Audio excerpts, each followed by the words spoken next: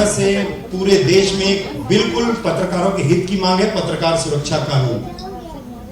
मुख्यमंत्री हमारे बीच हैं और उनकी ही संवेदनशीलता और उनकी ही पार्टी की संवेदनशीलता थी कि पत्रकार सुरक्षा कानून को उनने अपने मैनिफेस्टो में रखा था।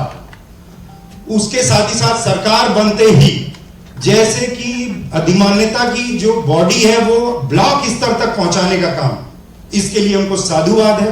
बहुत सारे ऐसे काम, पेंशन योजना को डबल करने का काम, उसके अलावा अनगिनत काम पत्रकार हित में किए।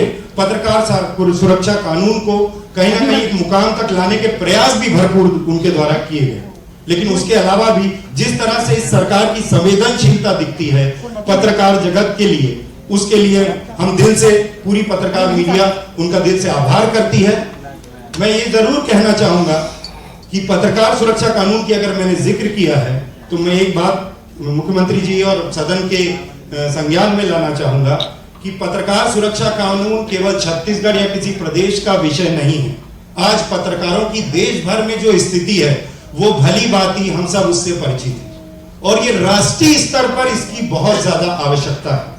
और इसी को लेकर हमारा राष्ट्रीय संगठन, हमारे राष्ट्रीय महासचिव शाहनवाज हसन ऊपर लेह लद्दाख से लेकर कन्याकुमारी तक, यहाँ गुजरात से लेकर पश्चिम बंगाल तक 9,500 किलोमीटर की यात्रा केवल पत्रकार सुरक्षा कानून की मांग है। यदि उसमें कवर होता है तो उसमें एक लाइन लिखने में कोई तकलीफ नहीं है, लेकिन यदि उसमें कवर नहीं होता और अलग से उसको उसका हेड खोलना पड़े तो फिर तो विधानसभा की सप्लीमेंट्री बजट में या बजट नहीं संभव हो पाएगा।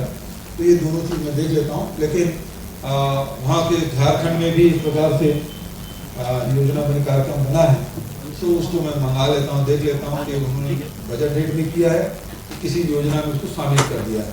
यदि योजना में हमारी बहुत सारी योजना है उसमें यदि शामिल करना है तो नियम में यदि करना है तो सरकार खुद कर लेगी।